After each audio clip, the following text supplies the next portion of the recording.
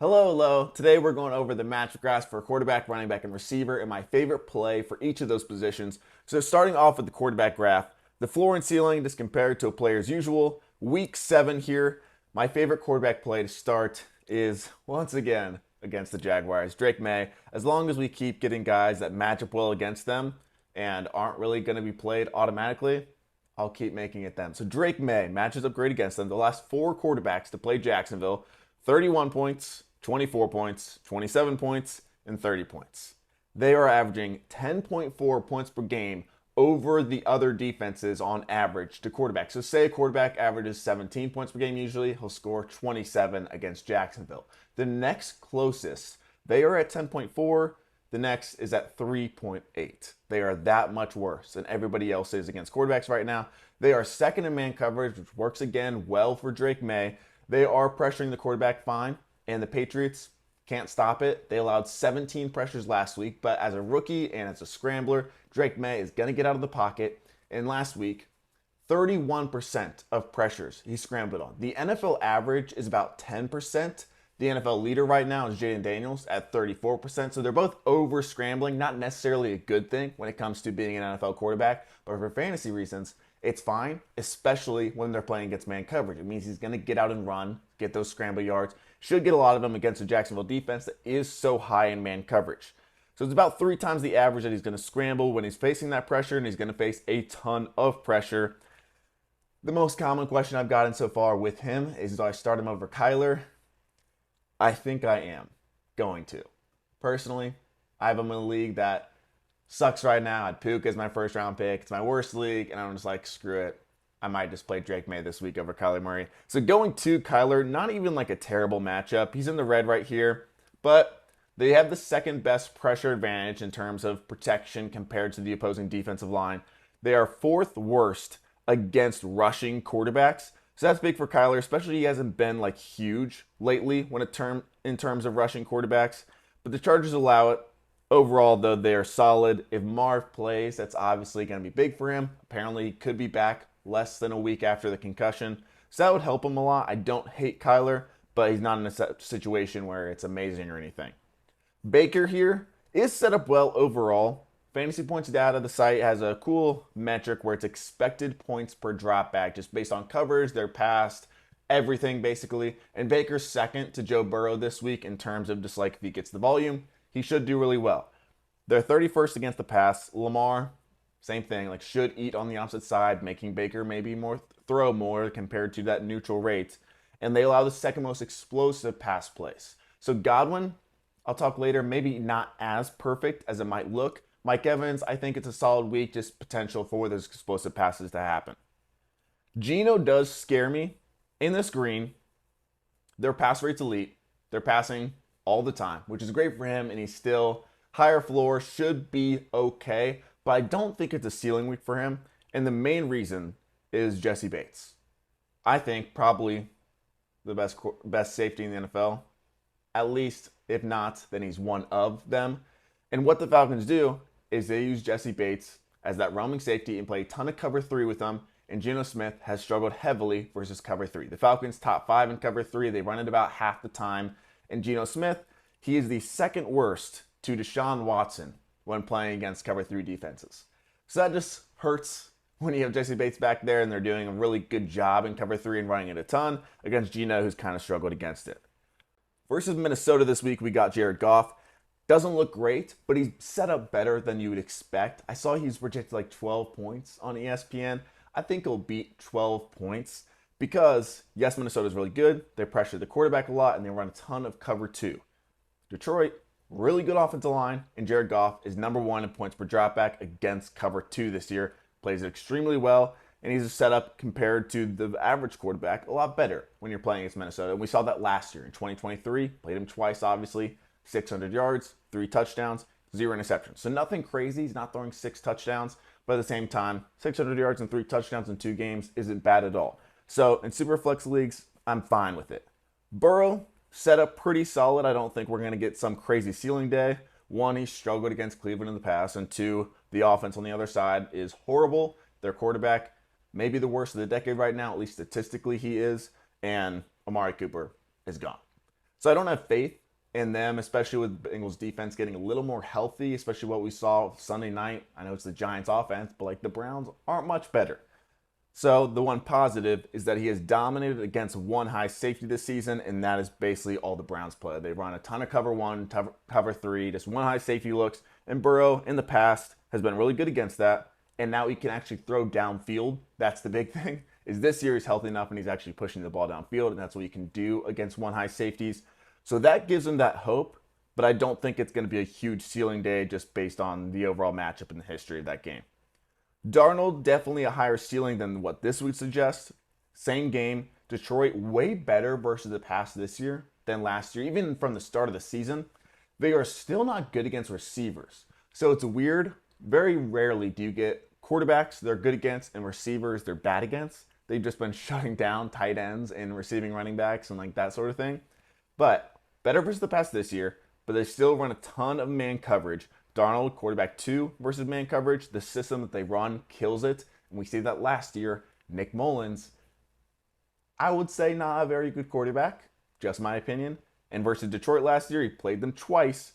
411 yards and 2 touchdowns, and then 396 yards and 2 touchdowns. He threw 800 yards versus Detroit in 2 games. So Detroit's defense is better, but same idea. Moving to the running back graph, my play of the week for running backs is a play out of fear. I'll admit it. I am terrified of benching Devon Achane this week because of his ceiling. And there's 2 main reasons why. 1, he's coming off the bye week. So that bye week is huge for Mike McDaniel, just the Dolphins offense because of Mike McDaniel. And 2, Tyler Huntley. He's obviously been bad, Achane, because of that quarterback play and the offense in general. Under 10 points, I think, back-to-back weeks. And now Tyler Huntley, who joined the team like a few weeks ago, now has a bye week, 2 weeks to prep to go against what? The Colts defense. They are not good. They are horrible against explosive running, 30th in the NFL. They're 27th overall, and they're 31st in man coverage. A lot of zone coverage, lots of check down opportunities for Achane, especially when you put him in the slot. All those design works. It works well against zone coverage. So I think that he could have that ceiling type of game with McDaniels. And even if he doesn't, I think it's a safer week to play him. He's still top 15 in running back volume right now. He's getting the work. I know Mostert's back, but still, he's that number 1 guy. I think he still gets around 15 touches. And against an Indy defense, I think that's a huge ceiling potential there. Pollard here, no Tajay Spears. If you remember anything I said about Breece Hall last week, it's basically the exact same situation. So Tennessee last week was 31st in adjusted yards before contact, the offensive line metric, and the Jets were 32nd. They now flipped because the Jets played Buffalo, 32nd on the defensive line. So Tennessee now has that opportunity. Maybe they'll flip back. That last ranked offensive line plays the last ranked defensive line, helps on the ground, but also Buffalo, their receiving defense, really good against receivers, really bad against running backs. We've seen it week after week. The targets are there, and the production is there, and the game script is for Tony Pollard with no Tajay Spears. So overall, love the floor, love the ceiling for Tony Pollard this week. Robinson is against, for rushing running backs, specifically the 32nd team in Carolina. Good game script at home. They're 8-point favorites. He's also set up pretty well. Mixon, it's more green for the receiving, kind of like Pollard. He's had 11 targets in 2.5 games. Pretty solid, 52 carries. But they are pretty good, or at least average, against the rushing running backs. But in terms of just receiving running backs, Green Bay has a lot. Chubb, first game back, and it's going to be tough. I don't love it, and I know a lot of people really want to play him, but this is my mindset on it. The Browns' offense sucks, like I talked about with Burrow. The offensive line is insanely injured. So it's not that they're bad, they're just really banged up. There's no Amari Cooper. The Bengals' defensive line is now healthy again. So they get B.J. Hill back, Chris Jenkins back. A lot of that rushing interior that they were so poor in, those guys are now healthy. So when you're looking at week 1, the offensive line versus defensive line matchup would be closer to first, and Deshaun Watson wouldn't matter as much. But now they are 18th for this week. So nothing horrible, but it's not an advantage. So it's super risky for me. First game back, you know he's not going to get the receiving. The offense isn't good. They're averaging less than 2 red zone trips a game. So the touchdown upside is low. The receiving is low. I don't know if he's going to get a bunch of the snaps. So that's the concern for me. Bijan here, like a little better. Obviously, would hope so. 28th versus the rushing attack on the ground. Receiving, not as good, but the game script is set up well, being a close game, and it's the highest point total on the week. Seattle and Atlanta, 52 points is the projected right now. So I think with his volume that he's been getting, top 5 in basically everything that matters, he should be set up well on a high scoring and a closer matchup.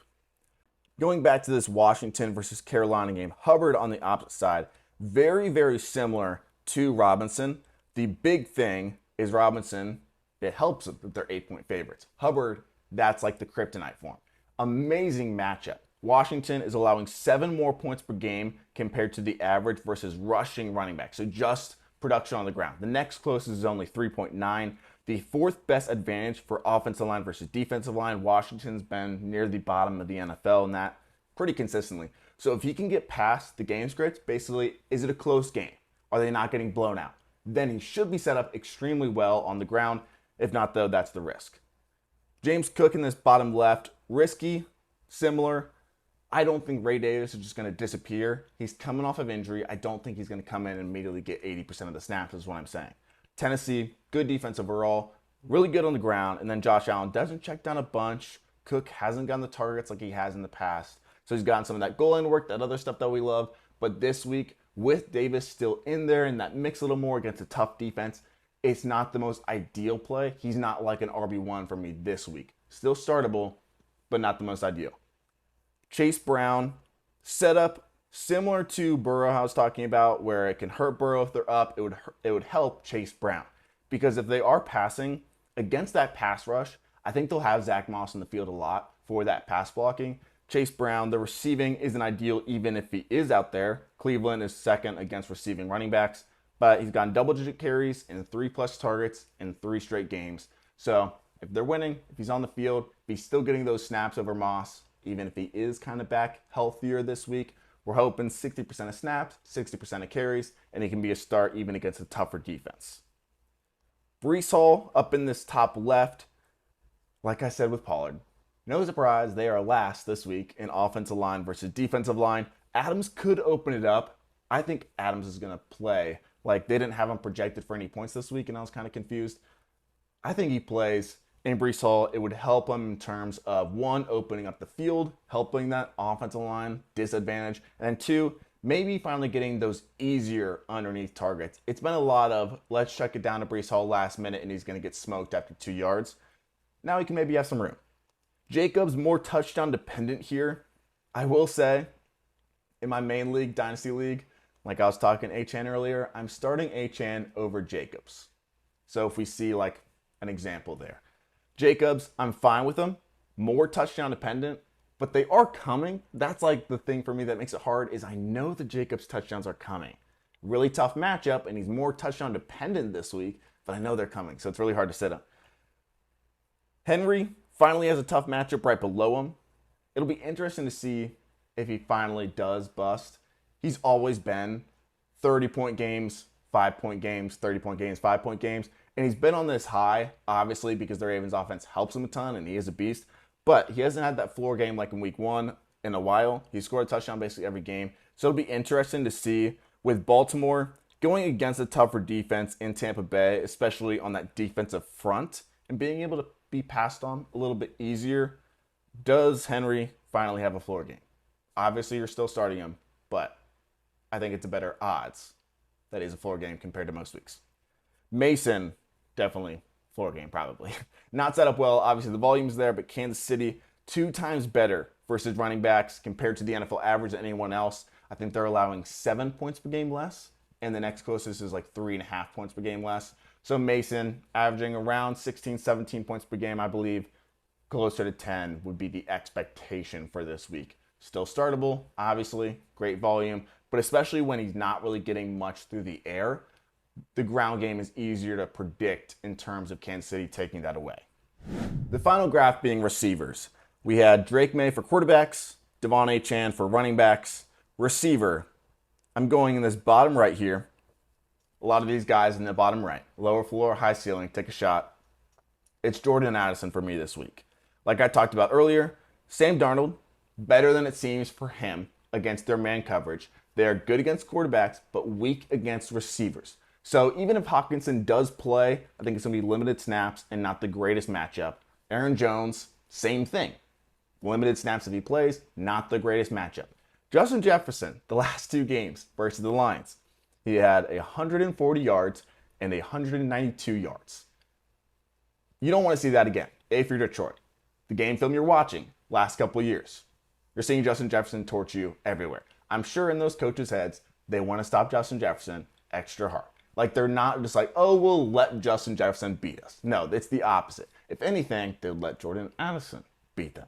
And that's what I really like for this week. His snaps by week, coming off that injury, 51%, 66%, still not the best, 89%, and 8 targets. No one really cared because it was the Jets, and they have extremely good corners. We're obviously not going to play many receivers against the Jets defense, but still, 89% of snaps and 8 targets, that is a great sign. So now, when you're having a situation where he kind of matches up very well against the Detroit defense, and a lot of their attention should be on Justin Jefferson, and Nick Mullins threw for 800 yards on him, I really like Jordan Addison this week for a ceiling game. Going off of what I was talking about, the quarterbacks first, Drake May, we're going to Douglas here, his number one receiver. I was kind of surprised looking at his last 3 games and kind of seeing the numbers he put up. Really good targets, pretty good production overall, and that was with Brissett and then May this last game. And May came out this week and said something along the lines of like, I always should be looking to Douglas when it's man-to-man coverage.